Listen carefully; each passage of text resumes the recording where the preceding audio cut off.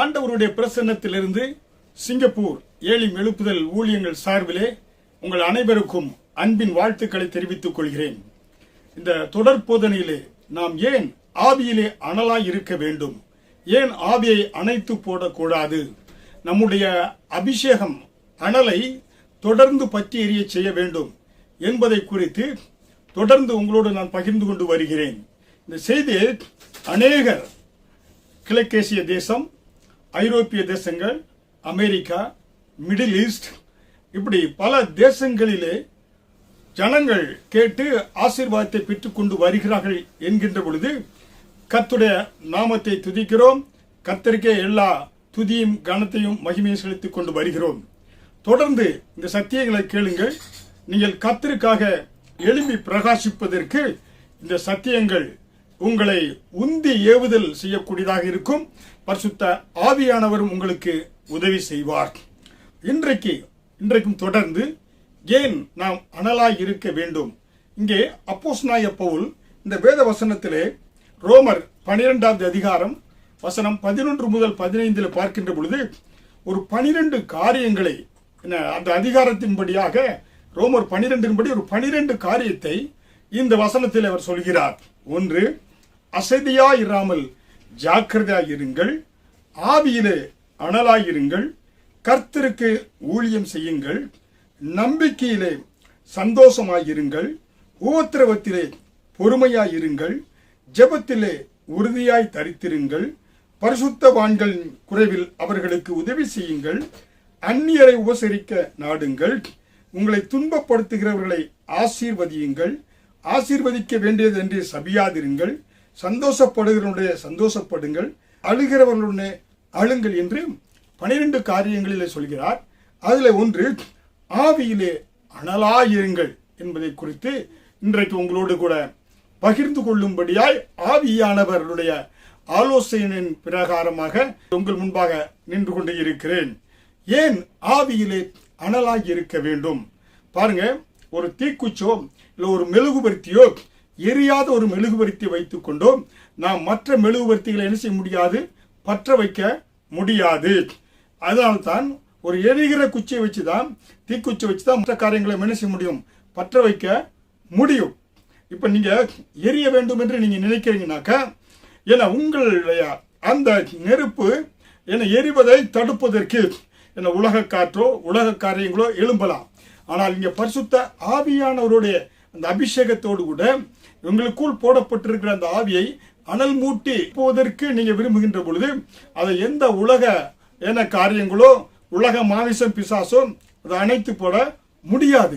இன்றைக்கு தமிழ்நாட்டிலே, தென்னிந்தியாவிலே, திருநெல்வேலி அதாவது பட்டணத்திலே, பாளையங்கோட்டை பகுதிகளிலே துதியின் கோட்டை என்ற ஊழியத்தை சிறப்பாக நடத்தி கொண்டு வருகிறார் அப்போஸ்தலர் டாக்டர் தினம்பால் ஐயா அவர்கள் கர்த்தருக்காக எழும்பி பிரகாசித்துக் கொண்டிருக்கிறாங்க.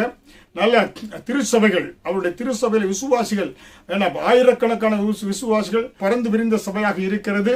இன்னும் அவர் விரிவாக்கி கொண்டு வர்றாங்க. காரணம், அவர் வேதாகம கல்லூரி படித்து அந்த கிராஜுவேஷன் டேல எல்லா மாணவர்களும் அங்கே ஆர்டினேஷன் செய்யப்பட்டு ஊழியத்திற்கென்று வேறு விரிக்கின்ற பொழுது எல்லா மாணவர்களும் அந்த வேதாகம கல்லூரி பைபிள் ஸ்கூல் படித்த மாணவர்கள் கையிலே ஒவ்வொரு கையில ஒரு மெழுகுவர்த்தி கொடுத்திருப்பாங்க.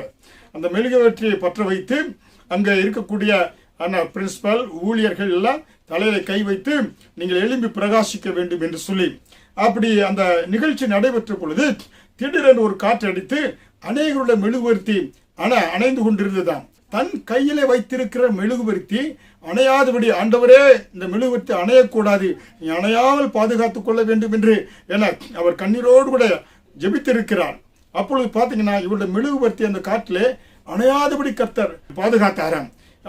அதன்படியாக அவர் கர்த்தருக்காக அரிய பெரிய காரியங்களை செய்து இன்றைக்கு வல்லமையான ஊழியராக அவர் எழுப்பி பிரகாசித்துக் கொண்டு இருக்கிறார். அவர் எங்களுடைய ஏலிம் எழுப்புதல் திருச்சபை சிங்கப்பூர்ல அவர் கர்த்தருடைய செய்தி கொடுத்திருக்கிறார். மலேசிய தேசத்திலும் பாத்தீங்கன்னாக்கா யூப்போ தேசத்திலே டாக்டர் மேனன் மனாசே, அப்போஸ்தலர் மேனன் மனாசே திருச்சபையிலே அவர் நாங்கள் சந்தித்தோம். என்னுடைய மகள் பாஸ்டர் கிறிஸ்டி ஒலிவிக்கு ஆர்டினேஷன் அவர்கள் செய்தார்கள்.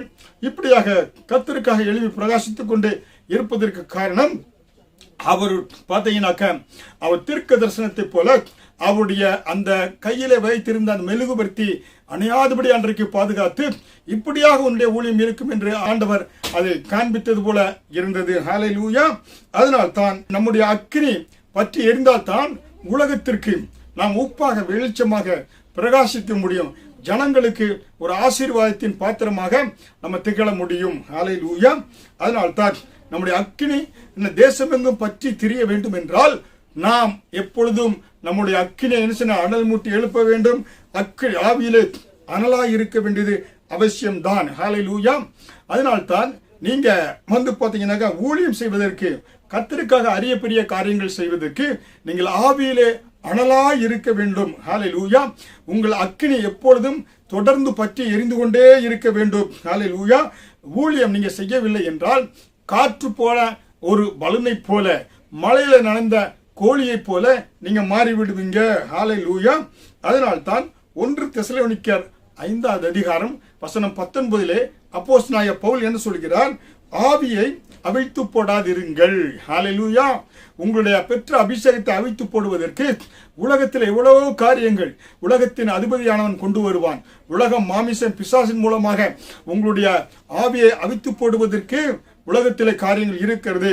ஆனால் நீங்கள் தெளிவுள்ளவர்களாய் தெளிந்த புத்தி உள்ளவர்களாய் உங்க ஆவியை நீங்கள் அவித்து போட கூடாது. ஹல்லேலூயா.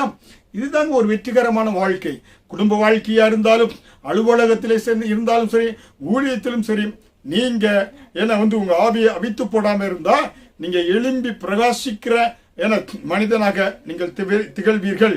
எழும்பி பிரகாசிக்கிற மனுஷியாக உலகத்திற்கு உப்பாக வெளிச்சமாக மற்றவர்களுக்கு ஆசீர்வாதத்தின் பாத்திரமாக நீங்க திகழ முடியும். ஹல்லேலூயா. அதனால்தான் அன்றைக்கு ஆண்டவர் லவோதிக்கே திருச்சபையை குறித்து ஆவியிலே அனலாய் இருக்கவில்லை என்பதை குறித்து என்ன சொல்லுகிறாரு? நீ குளிரும் அல்ல அனலும் அல்ல, நீ குளிராவது அனலாவது இருந்தால் நலமாயிருக்கும். நீ இப்படி குளிருமின்றி அனலுமின்றி வெதுவெதுப்பாய் இருக்கிறபடியினால் உன்னை என் வாய் நின்று வாந்தி பண்ணி போடுவேன் என்று வெளிப்படுத்தினல் 3வது அதிகாரம் வசனம் 15வது அதிகாரம் 16வது வசனத்திலே லவோதிக்கே சபையை குறித்து ஆண்டவர் இப்படி சொன்னார். ஹல்லேலூயா. ஒன்னு குளிரா இருந்த இரு, ஆனா இல்லாட்டி அனலா இருந்த இரு, ரெண்டுமே இல்லாம அதுல மீடியமா இருந்தனாக்க வாந்தி பண்ணி போட்டு விடுவேன் என்று ஆண்டவர் சொல்லக்கூடியவராக இருக்கிறார். ஹல்லேலூயா. அதனால்தான் நம்முடைய வாழ்க்கையிலே பெற்ற அபிஷேகத்தை குளிர பண்ணுவதற்கு எப்பொழுதும் உலகம் மாமிசம் பிசாசு போராடி கொண்டே இருக்கும். ஹல்லேலூயா. ஏனென்றால் நாம் இந்த வீட்டை விட்டு வெளியே செல்கின்ற பொழுது வீட்டினுடைய படிக்கட்டை விட்டு வெளியே செல்கின்ற பொழுது நம்முடைய ஆவியை குளிர பண்ணுவதற்கு உலகத்தினுடைய காரியங்கள் நம்மோடு கூட போராடி கொண்டு இருக்கும். ஹல்லேலூயா. அதனாலே அருமையான தேவனுடைய பிள்ளைகளை நீங்கள் எப்பொழுதும் விழிப்புள்ளவர்களாய் உங்களை இருக்க வேண்டும். எப்பொழுது அபிஷேகத்தில் இறந்தவர்களாய் ஆவியிலே அனல் கொண்டவர்களாய் அந்நிய பாஷை பேசிக்கொண்டே நீங்க சென்றீங்கன்னாக்க நீங்க உங்களை பரிசுத்தமானங்களை பாதுகாத்துக் கொள்ள முடியும். உங்களுடைய ஆவியை அனல் மூட்டி எழுப்பிக் கொண்டே இருக்க முடியும். ஹல்லேலூயா. அதனால்தான் இந்த உலகத்திலே 2 விதமான அக்கினி இருக்கிறது. ஹல்லேலூயா.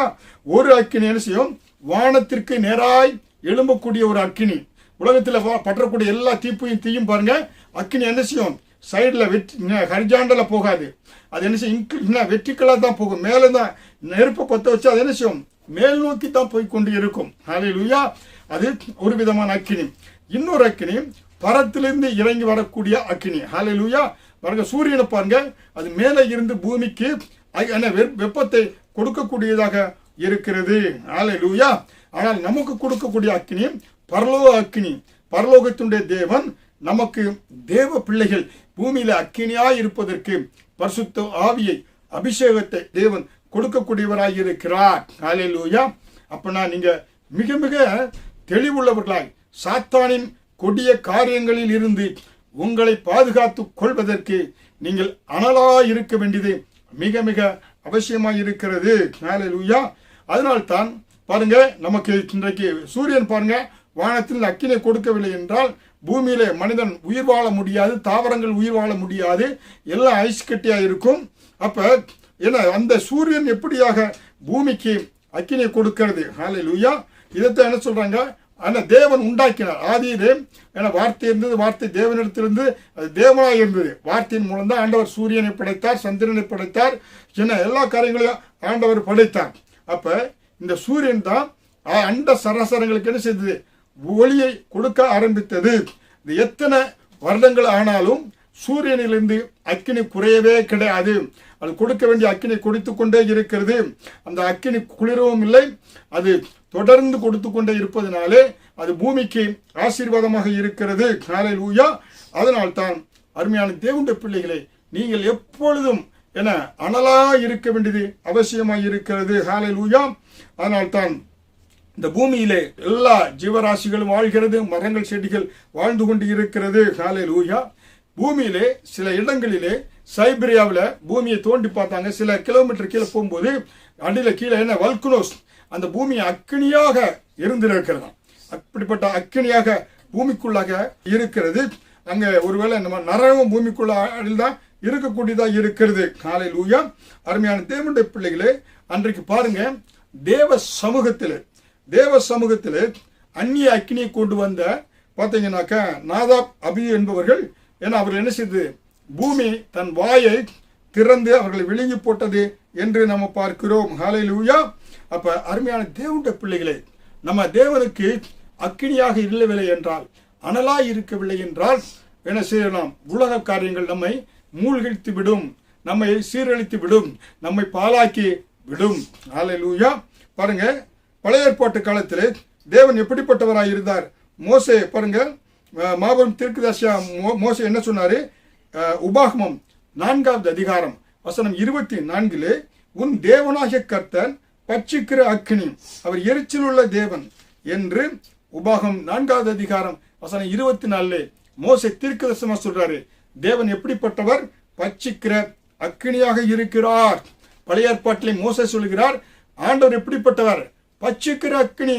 எரிச்சுள்ள தேவன்னாக்க அந்நிய தேவர்களை நீங்க சேவித்தீர்கள் என்றால், அவங்களை நீங்க ஆராய்த்தீங்கன்னா அவர் எரிச்சுள்ள தேவனாக இருக்கிறார். ஏனென்றால் அவரே பரிசுத்தர், அவர் பட்சிக்கிற அக்கினியாக இருக்கிறார்.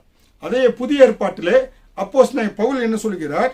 எபிரேயர் 12வது அதிகாரம் வசனம் 29 வேதத்தில் தெளிவாக சொல்லப்படல, இருந்தாலும் அந்த நடை முறைகளை பார்க்கின்ற பொழுது, அதை எழுதிய காரியங்களை பார்க்கும்போது அப்போஸ்தலனாகிய பவுலாக இருக்கலாம் என்று வேத வல்லுநர்கள் சொல்கிறார்கள். எபிரேயர் 12வது அதிகாரம் வசனம் 29 நம்முடைய தேவன் பட்சிக்கிற அக்கினியா இருக்கிறாரே என்று புதிய ஏற்பாடும் சொல்கிறது, பழைய ஏற்பாடும் நமக்கு சொல்லக்கூடியதா இருக்கிறது. பாருங்க, ஏனென்றால் அவருடைய பிள்ளைகள் பட்சிக்கிற அக்கினி என்ன அக்கினி ஜுவாலையாக இருக்க வேண்டும். தேவன் எப்படி, அதாவது பூவோட சேர்ந்த நாரும் மனம் வீசும். ஹல்லேலூயா. நூலை போல் சேலை, தாயை போல் பிள்ளை என்று சொல்வார்கள். தேவன் பட்சிக்கிற அக்கினி, அவரோடு நீங்க இருக்கிறது அக்கினி ஜுவாலையாக இருக்க முடியும். ஹல்லேலூயா. அதனால்தான் இயேசு என்ன சொன்னாரு? இன்றைக்கு பரிசுத்த ஆவியானவர் ஆவியினாலும் அக்கினியாலும் உங்களுக்கு ஞானஸ்நானம் கொடுக்க விரும்புகிறார் என்று மத்தேயு 3வது அதிகாரம் வசனம் 11 சொல்கிறார். ஹல்லேலூயா. இயேசு என்ன சொல்றாரு?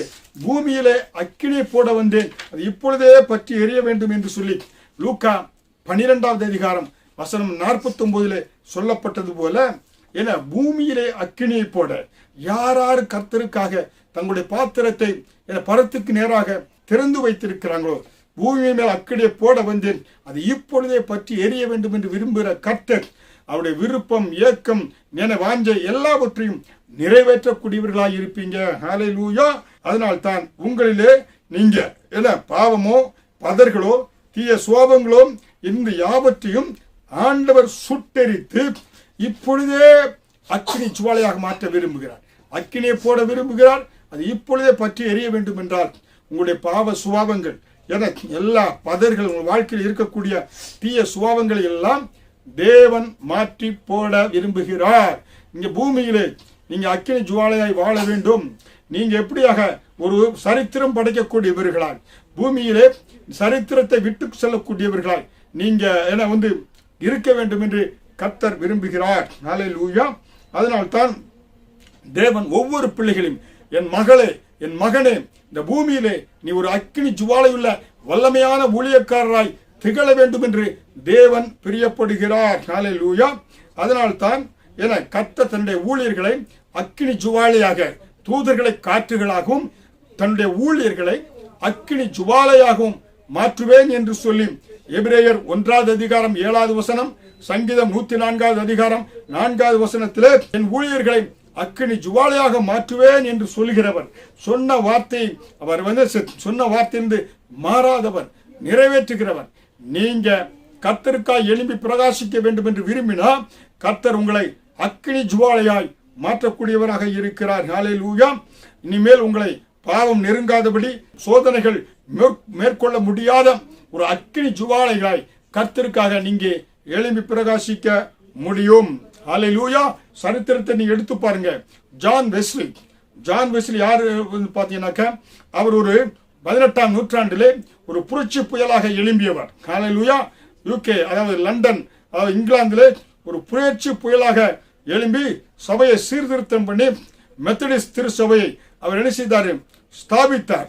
ஜான் வெஸ்லி எப்படிப்பட்டவராக அவர் இருந்தார் என்று நாம் பார்க்கின்ற பொழுது அவர் பார்த்தீங்கன்னாக்க பிறந்தது 28 ஜூன் 1703 வருடத்திலே 1703 வருடம் ஜூன் மாதம் 28ஆம் தேதி ஜான் வெஸ்லி லண்டன்ல யூகேல பிறந்தாரு. அவர் இறந்தது 2 மார்ச் 1791 வருடத்திலே 1792 வருடம் மார்ச் மாதம் 2ஆம் தேதி அவர் ஜான் வெஸ்லி மரித்தார். புரியுங்களா? ஜான் வெஸ்லி யார்? எப்படிப்பட்டவன்? ஏன் கர்த்தருக்காக ஒரு புரட்சி புயலாக மாறி அவர் என்ன செய்ய மெத்தடிஸ்ட் திருச்சபையை அவர் ஸ்தாபித்தார் என்று பார்க்கின்ற பொழுது அதற்கு மூல காரணம் அவருடைய தாயார், அதாவது சூசன்னா வெஸ்லி அண்ட் சாம் வெஸ்லி. அவங்க என்ன செய்தாங்க பார்த்தீங்கன்னாக்க அவங்களுக்கு சூசன்னா வெஸ்லிக்கும் சாம் வெஸ்லிக்கும் 19 பிள்ளைகள். புரியுங்களா? குறைந்த எத்தனை பிள்ளைகள்? 19 பிள்ளைகள். அதுல 9 பிள்ளைகள் பிறந்து சில நாட்கள் சிறு பிள்ளைகளாய் சிசுவா அதாவது இன்ஃபேண்டா இருக்கின்ற பொழுது மரித்து போய்விட்டார்கள். 9 பிள்ளைகள். அதிலே 4 பிள்ளைகள் இரட்டை பிள்ளைகளாக மரித்து போனதில் இருந்தாங்க. இரட்டை பிள்ளைகள் 4 பிள்ளைகள். இப்படியாக 19 பிள்ளைகளுடைய ஒரு தாயார் அவங்க என்ன செய்தாங்க பார்த்தீங்கன்னாக்க அவங்க கிரேக்க மொழி, லத்தீன் மொழி, பிரெஞ்சு மொழி எல்லாம் நன்றாக அவங்க கற்றுக்கொண்டவங்க. யாரு? சூசன்னா வெஸ்லி. புரியுங்களா? அவங்க பார்த்தீங்கன்னாக்க அவங்க மறிக்கின்ற பொழுது 8 குழந்தைகள் அவளுக்கு இருந்தாங்க. ஏன்னா 11 பிள்ளைகள் மரித்து போயிருந்தாங்க. அவர் மறிக்கின்ற பொழுது 8 குழந்தைகள் அவளுக்கு இருந்தாங்க. அவங்க பார்த்தீங்கன்னாக்க இந்த சூசன்னா வெஸ்லி அவங்களுக்கு நேரம் கிடைப்பதே மிக ஒரு அரிதான ஒரு காரியம். அதாவது உலக காரியங்கள், அதாவது என்டர்டைன்மெண்ட்டுக்கு நோ டைம் ஃபார் என்டர்டைன்மெண்ட். அவங்களுக்கு மற்ற நேரத்தை பொழுதுபோக்காக செலவழிப்பதற்கு அவங்களுக்கு நேரம் கிடையாது. ஏனென்றால் அவங்க பார்த்தீங்கன்னாக்க ஏன்னா பார்த்தீங்கன்னா தோட்ட வேலைகள் அதிகமாக செய்வாங்க. ஏன்னா தோட்ட வேலை செய்வதற்கு டைம் தேவைப்பட்டது. அதே போல பசுமாடுகள் அதை கவனிப்பதற்கு வீட்டில் வைத்து வளர்த்த மாடுகளை கவனிப்பதற்கு அவங்களுக்கு நேரம், அதற்கு நேரம் தேவையாக இருந்தது. குழந்தைகள் அதாவது ஸ்கூல் சில்ட்ரன் அதாவது பள்ளிக்கு செல்லுகிற அவங்களுடைய பிள்ளைகளை அனுப்புவதற்கு, வீட்டினுடைய எல்லா வேலைகளையும் கவனிப்பதற்கு, இப்படியாக ஒரு பார்த்தீங்கன்னாக்கா காலையிலிருந்து இரவு வரை விடாது அவர்களுக்கு வேலைகள் இருந்தா கூட தேவனோடு நேரம் செலவழிப்பதற்கு, அதாவது தனிமையில போய் அவங்க செலவழிப்பதற்கு நேரம் இல்லை என்றாலும் அவங்க என்ன செய்வாங்கன்னாக்கா தோட்ட வேலை செய்து கொண்டிருக்கின்ற பொழுது ஆண்டவரோடு நடப்பாங்க. அந்நிய பாஷை பேசி ஆண்டவரோடு என்ன செய்வாங்க அவங்க நேரத்தை செலவழிப்பாங்க. அதே போல பசுக்களை கவனிக்கின்ற பொழுதும் அதே போல பிள்ளைகளை அனுப்புகின்ற பொழுதும் அவங்க ஜெபத்திலே எல்லா காரியங்களையும் செய்வாங்க. அப்படி இருந்தாலும் ஒரு நாளைக்கு 2 மணி நேரம் ஜெபத்தில் தனிமையாக இருப்பதை அவங்க என்ன செய்யல விடவே கிடையாது. 2 மணி நேரம் தொட தனிமையில கிச்சன் இருந்தாலும் எங்க இருந்தாலும் 2 மணி நேரம் அவர்கள் தேவனோடு கூட உரையாடக்கூடியவர்களாய் ஜெபத்திலே செலவழிக்கக்கூடிய ஒரு தாயாராக இருந்தாங்க. பாருங்க, இன்றைக்கு ஒரு பிள்ளையை நம்ம பெற்றோன்னு ஐயோ அந்த பிள்ளைய ஸ்கூலுக்கு அனுப்பணும் அதை பண்ணணும்னு சொல்லி அநேக தாய்மார்கள் என்ன செய்யறாங்க, அவங்க பார்த்தீங்கன்னாக்கா கம்ப்ளைண்ட் பண்றாங்க. இல்லை 2 பிள்ளைகள் இருந்தா ஸ்கூலுக்கு அனுப்பணும், பிள்ளையை பார்க்கணும், வீட்டு வேலைகளை பார்க்கணுட்டு. ஆனால் 19 பிள்ளைகளை பெற்றவங்க ஜான் வெஸ்லியோட தாயார் சூசன்னா வெஸ்லி 9 பிள்ளை இறந்துட்டாங்க. பாருங்க எவ்வளவு ஒரு மனவேதனோடு இருந்திருப்பாங்க. அதே போல 4 பிள்ளைகள் இரட்டை பிள்ளைகள் இறந்து போனாங்க. இவ்வளவு வேதனைகள் மனதில் இருந்தா கூட அவங்க கர்த்தரோடு கூட நேரத்தை செலவழிப்பதை தவறவே கிடையாது. ஒவ்வொரு நாளும் குறைந்தது 2 மணி நேரம் ஹல்லேலூயா தேவனோடு கூட அவங்க செலவழித்ததினாலே வேத வசனத்தின்படி நீதிமொழிகள் 31:18 குணசாலியான ஸ்திரீனுடைய விளக்கு இரவிலே அணையாது இருக்குமா. ஹல்லேலூயா. அருமையான தேவனுடைய பிள்ளைகளே, குணசாலியான ஸ்திரீ இருந்தீங்கன்னாக்க உங்களுடைய விளக்கு என்னிட இரவில் கூட அணையாதபடி பாதுகாத்துக் கொள்ளுமா. ஹல்லேலூயா. இப்படியாக ஊழியங்கள் என்னோடு கூட இருக்கக்கூடிய என்னுடைய துணைவியார் பாஸ்டர் டாக்டர் ஷீலா அவர்களும் பாஸ்டர் கிறிஸ்டி அவர்களும் இப்படியோடு கூட ஆண்டவருக்கு அதிகமாக நேரத்தை செலவழிக்கிறாங்க. குணசாலியான ஸ்திரீ உன்னுடைய விளக்கு இரவில் கூட அணையாது இருக்குமா. தாகம் உள்ளவன் மேல் தண்ணீரையும் என வறண்ட நிலத்தின் மேல் ஆறுகளையும் உன் சந்ததியின் மேல் என் ஆவியையும் உன் சந்தானத்தின் மேல் என் ஆசீர்வாதத்தையும் ஊற்றுவேன் என்ற வேத வசனத்தின்படி உன் சந்ததியின் மேல் என் ஆவி. ஆண்டவருக்காக வைராக்கியமாக இருந்த அந்த சூசன்னால் அவருடைய பிள்ளைகள் பார்த்தீங்கன்னாக்கா ஜான் வெஸ்லி, சார்ல்ஸ் வெஸ்லி கர்த்தருக்காய் எழும்பி பிரகாசிக்கிற விளக்காக இருந்தாங்க. ஹல்லேலூயா. ஆனால் தான் சொல்றாரு, என் ஊழியர்களை அக்கினி ஜுவாலையாக மாற்றுவேன். ஹல்லேலூயா. பாருங்க அவர் எப்படி ஜெயிப்பார் ஜான் வெஸ்லி. ஆண்டவரே, என் கண்களை எல்லாம் பரிசுத்தம் நிறைந்த கண்களாக மாற்றும், என் உதடுகளை எல்லாம் பரிசுத்த ஆவியான அபிஷேகம் பண்ணப்பட்ட உதடுகளாய் மாற்றும். ஆண்டவரே, என் கால்களை அபிஷேகம் பண்ணப்பட்ட கால்களாக மாற்றும் என்று சொல்லி கதறி கதறி ஜெயிப்பாராம். யாரு? John Wesley. ஹல்லேலூயா. அதனால்தான் ரிவைவல் மூவ்மெண்ட் ஆஃப் மெத்தடிஸ்ட் என்ற ஒரு ஸ்தாபனத்தை அவர் ஸ்தாபித்து இன்றைக்கு உலகம் முழுவதும் மெத்தடிஸ்ட் திருச்சபை உருவாவதற்கு ஸ்தாபிக்கப்பட்டிருக்கிறது என்றால் அந்த எழுப்புதல் வீரன் ஜான் வெஸ்லி ஒரு முக்கியமான காரணம். கர்த்தர் அவருக்குள்ளாக ஒரு அக்கினியை போட்டார். ஹல்லேலூயா. அந்த அக்கினி பற்றி எறிந்தது காரணம் தன்னோட தாயார் சூசன்னா வெஸ்லி 19 பிள்ளைகளை பெற்ற அந்த தாயாரும் தேவனோடு கூட நடந்தாங்க. தேவனுடைய அவங்க அந்த சந்ததியின் மேல் என் ஆவியை ஊற்றுவேன் என்று சொல்லி ஏசாயா 44:3 சொல்லப்பட்டது போல அவர் சந்ததிகளின் மேல கர்த்தர் அபிஷேகத்தை ஊற்றினாரு. ஜான் வெஸ்லி ஒரு முறை ட்ரெயின்ல பயணம் செய்து கொண்டிருக்கிறார். இங்கிலாந்துல போகும்போது ஒரு ட்ரெயின் ரயில்வே ஸ்டேஷன்ல ட்ரெயின் நிற்கப்பட்டிருக்கிறது. நிற்கப்பட்டு அவருக்கு ஜன்னல் வெளியே பார்க்கிறார். பார்த்து கொண்டிருக்க அத்தனை ஜனங்களும் பாவ உணர்வு அடைந்து அப்படியே முழங்கால் படியிட்டு கண்ணீரோடு கூட தேவனிடத்தில் ஒப்புரவானாங்களா, ஆண்டவரே மன்னியும் சொல்லி பாவத்தை அறிக்கையிட்டாங்க. காரணம், ஒரு அபிஷேகம் பண்ணப்பட்ட மனிதனுடைய பார்வையில இந்த அபிஷேகம் இருந்ததுனாலே ஜனங்கள் தொடப்பட்டார்கள், மனம் திருந்தினார்களாம். அதே போல சார்ல்ஸ் வெஸ்லி அவருடைய சகோதரன், ஜான் வெஸ்லியோட சகோதரன் சார்ல்ஸ் வெஸ்லி அவரும் கர்த்தருக்காக அபிஷேகம் பண்ணப்பட்டவராய் அனல் மூட்டப்பட்டவராய் எழும்பினார். காரணம், வேத வசனத்தின்படி தாகமுள்ளவன் மேல் தண்ணீரை ஊற்றுவேன் என்று சொன்னாரு, உன் சந்ததி மேல் என் ஆவியை ஊற்றுவேன் என்று சொன்னாரு. ஹல்லேலூயா. இன்றைக்கு அநேகர் கண்ணீரோடு கவலையோடு கூட வாழ்க்கையில தோல்வியோடு வாழ்ந்திருப்பதற்கு காரணம் என்ன? தங்களுடைய ஆவியை அவித்து போட்டதினால்தான். ஆவியை அணில் முட்டி எழுப்பாமல் உலகத்தோடு சிநேகிதம், உலகம் மாமிசம் பிசாசோடு சிநேகம் வைத்ததினாலே இன்றைக்கு வாழ்க்கைகள் கண்ணீரோடு கவலையோடு கூட காலம் கெட்டபின் சூரிய நமஸ்காரம் போல கண்களுக்கு சொல்வாங்க.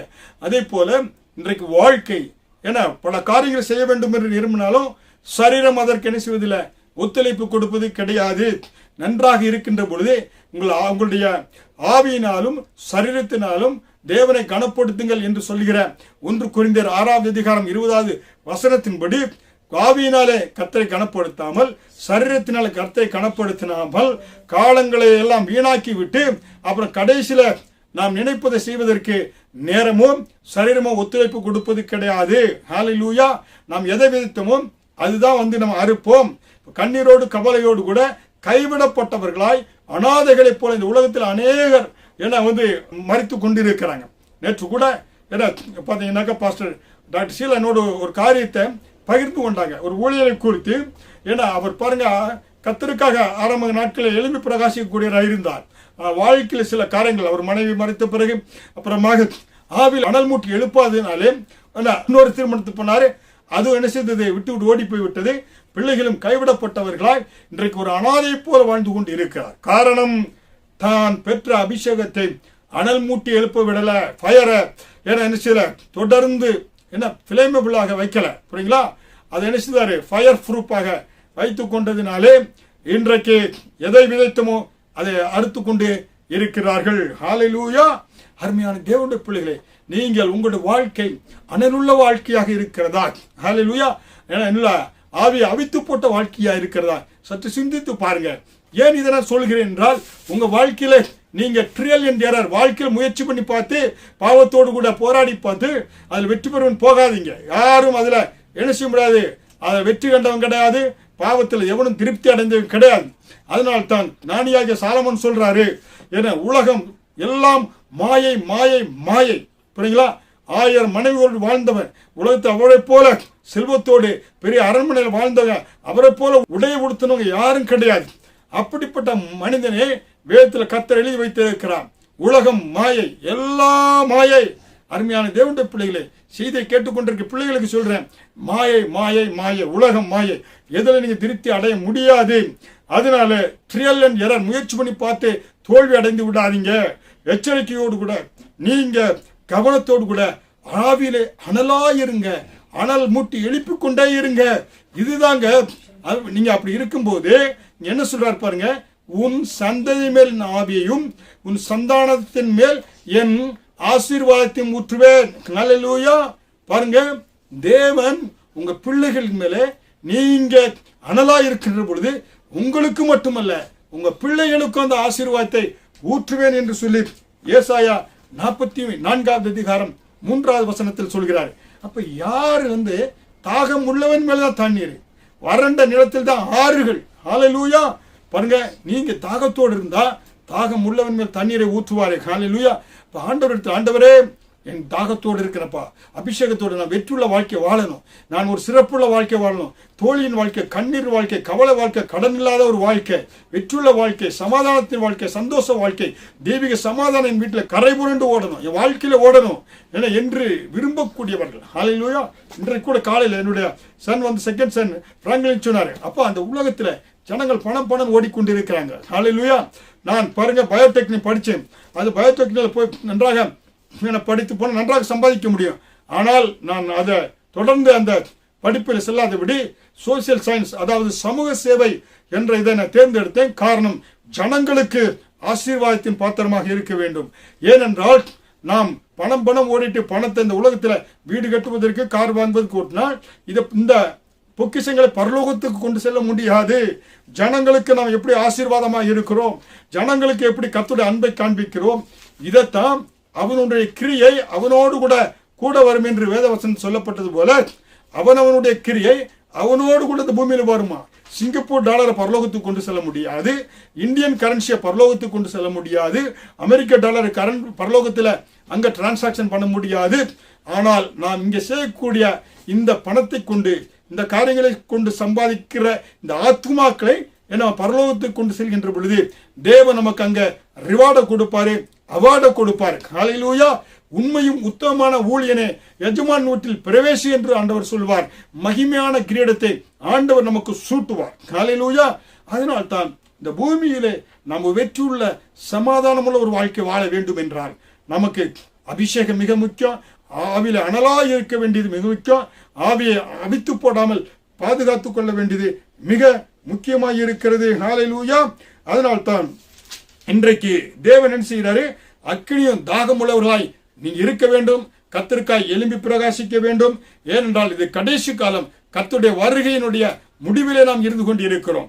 இங்கே தீவெட்டியோடு கூட மணவாளனை சந்திக்கக்கூடிய மணவாட்டியை போல ஆயத்தமுள்ளவர்களாய் நாம் இருக்க வேண்டும். ஹல்லேலூயா. அப்ப அருமையான தேவனுடைய பிள்ளைகளே, கர்த்தர் இந்த பூமியிலே என்ன செய்ய, மாம்சமான யாவர் மேலும், ஹல்லேலூயா, கிறிஸ்தவர்கள் மட்டுமல்ல, ஹல்லேலூயா, பெந்தோகோஸ்தக்காரங்க மட்டும் ஆவியை ஊற்றுவது கிடையாது. மாம்சமான இந்த பூமியிலே பிறக்கக்கூடிய ஒவ்வொருவர் மேலும், மாம்சமான மனிதர்கள் மூலம் ஆதாம் முதல் இதுவரை பிறந்த எல்லா மனிதர்களும் தாகத்தோடு இருந்தார். எல்லா மனிதர்கள் மேலும் ஆவியை ஊற்றுவேன், ஹல்லேலூயா என்று கர்த்தர் சொல்கிறார். ஹல்லேலூயா. அதனால் தான் வசனம் சொல்கிறது, எழும்பி பிரகாசி, உன் ஒளி வந்தது, கர்த்தருடைய மகிமை உன்மேல் உதித்தது, இதோ இருள் பூமியையும் காருருள் ஜனங்களையும் மூடும், ஆனாலும் உன்மேல் கர்த்தர் உதிப்பார், அவருடைய மகிமை உன்மேல் காணப்படும் என்று ஏசாயா 60வது அதிகாரம் வசனம் 1-2 சொல்லப்பட்டு போல, எழும்பி பிரகாசி, உன் ஒளி வந்தது, தூசியை உதறிவிட்டு எழும்புகிற நேரம் கர்த்தர் உன்னை எழுப்புகிற நான் அல்லவா. ஹல்லேலூயா. அன்றைக்கு கிதியோனை பார்த்து கர்த்தர் என்ன சொன்னாரு, உன்னை பலப்படுத்துகிற நான் அல்லவா, இருக்கிற பலத்தோட போ. ஹல்லேலூயா. சரீர பலனோ, நான் நோஞ்சானோ குட்டவனோ அப்படின்னு சொல்லாது. எழும்பி பிரகாசி, உன் ஒளி வந்தது, கர்த்தருடைய மகிமை உன்மேல் முதித்தது, இதோ இருள் பூமியையும் காருருள் ஜனங்களையும் மூடும், ஆனாலும் உன்மேல் கர்த்தர் உதிப்பார், அவருடைய மகிமை உன்மேல் காணப்படும். ஹல்லேலூயா. அதனால உன்மேல் ஊற்றப்படக்கூடிய அபிஷேகம் அக்கினியும் 1000 மடங்கு பெருகி கொண்டே வர வேண்டும். நீ மட்டும் அனலா இல்ல, மற்றவர்களை அனல் மூட்டி எழுப்பக்கூடிய பாத்திரமாய் நீ திகழ வேண்டும். ஹல்லேலூயா. அதனால்தான் ஆண்டவர் அன்றைக்கு லேவியர்களுக்கு சொன்னாரு. லேவியராகமம் 6வது அதிகாரம் 13வது வசனத்திலே ஆசாரியர் லேவியர்களுக்கு என்ன சொன்னாரு? பலிபீடத்தில் அக்கினி எப்பொழுதும் எரிந்து கொண்டே இருக்க வேண்டும். ஹல்லேலூயா. பாருங்க, நெருப்பு வச்சுட்டு தொடர்ந்து பற்றி எறிய வேண்டும் என்றால் நெருப்பு என்ன செய்யணும்? நம்ம கட்டை தள்ளிக்கொண்டே இருக்க வேண்டும். நெருப்பை இல்ல கேஸ் ஆன் பண்ணி கொண்டே இருந்தா தான் அந்த அக்கினி எரிந்து கொண்டே இருக்கும்.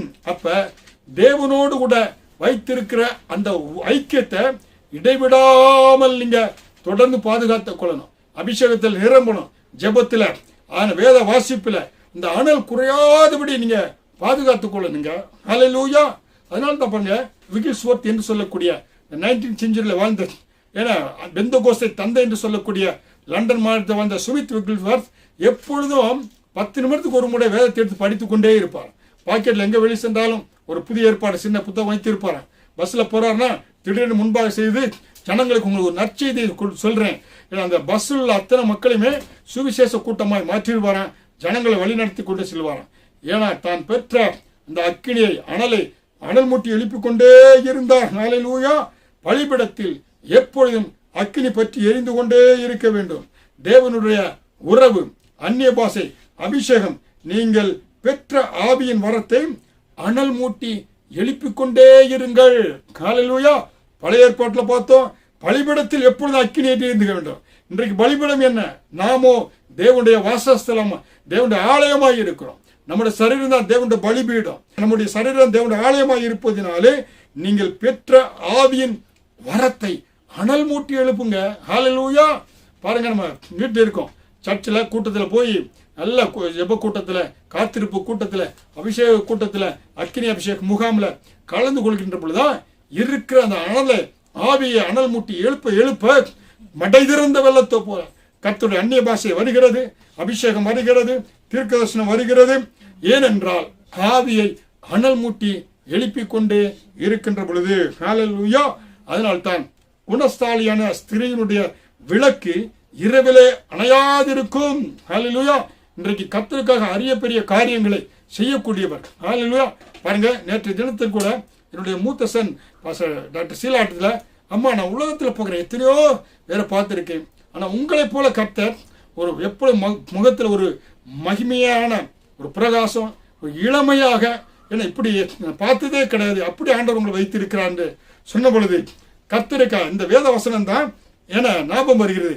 குணசாலியான ஸ்திரியின் விளக்கு இரவிலே அணையாதிருக்கும். ஹல்லேலூயா என்ற வேத வசனத்தின்படி நீங்க தூங்கினாலும் என உங்கள் ஆவியிலே விழிப்புணர்வு இருக்க வேண்டும். ஹல்லேலூயா. உங்கள் ஆத்துமாவிலே விழிப்பாய் இருங்க என்று உன்னதப்பட்ட 5:2 சொல்லப்பட்ட போல நம்ம எப்போதும் ஏன்னா தூங்கினா கூட நம்மளை விளக்கு எரிந்து கொண்டே இருக்கும். அருமையான தேவனுடைய பிள்ளைகளை செய்தி கொண்டிருக்க அருமையான தாய்மார்களே, சகோதரிமார்களே, என குணசாலியான ஸ்திரியினுடைய விளக்கு இரவிலே அணையாதிருக்கும் என்று சொல்லப்பட்ட வசனத்தின்படி எப்படியாக சூசன்னா வெஸ்லி அவர்கள் எப்படியாக கர்த்தருக்காய் எழும்பி பிரகாசித்துக் கொண்டாங்க இருந்தாங்க, அதே போல அந்த அபிஷேகம் சந்ததியின் மேல் ஆவியை ஊற்றுவேன் என்று ஏசாயா 44:3 சொல்லப்பட்ட போல சார்ல்ஸ் வெஸ்லி மேல கர்த்தர் ஊற்றினார் பாருங்க. அதே போல உங்களுடைய பிள்ளைகளும் நீங்க மட்டுமல்ல, நீங்கள் உங்கள் முழு குடும்பமும் கலங்கரை விளக்கத்தை போல உலகத்திற்கு வெளிச்சமாய் உப்பாய் திகழ வேண்டும் என்றால் என குணசாலியான ஸ்திரியாக நீங்க இருக்க வேண்டும். அதற்கு உங்களுடைய ஆவியை அனல் மூட்டி எழுப்பணும், ஆவியிலே அனலாய் இருக்க வேண்டும். ஹல்லேலூயா. அப்படி நீங்க இருக்கின்ற பொழுது தேவன் உங்களை வல்லமையுள்ள பாத்திரமா ஆண்டவர் மாற்றுவார். இது தொடர் போதனையாக இருக்கிறது. தொடர்ந்து சத்தியத்தை கேளுங்க. என உங்களுக்காக இப்பொழுது ஜெபிக்கிறேன். அருமையான எங்களை நேசிக்கிற இயேசு தெய்வமே, செய்தியை கேட்டுக்கொண்டிருக்கிற ஒவ்வொரு பிள்ளைகள் மேல ஒரு அபிஷேகத்தை ஊற்றுங்க ஆண்டவரே.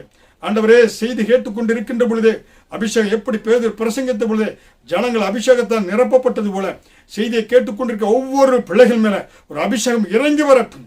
அனலாய் எழும்பட்டும், எழும்பி பிரகாசி, உன் ஒளி வந்தது, கர்த்தருடைய மகிமை உன்மேல் உதித்தது என்று ஏசாயா 60:1 சொல்லப்பட்டது போல பிள்ளைகள் எழும்பி பிரகாசி அளிக்கட்டும், தூசியை உதறிவிட்டு எழும்பட்டும். உலகம் மாமிசம் பிசாசு கொண்டு ஒரு தடைகளை உடைத்தெறிந்து அக்கினியாய் அவர்கள் இருக்கின்ற பொழுது உலகத்திலே ஒரு சாட்சியுள்ள வாழ்க்கை வாழ்வார்கள்.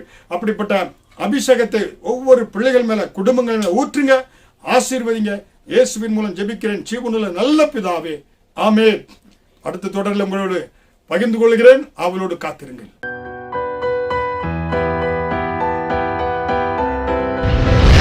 கர்த்தர் உங்களை ஆசீர்வதிப்பாராக.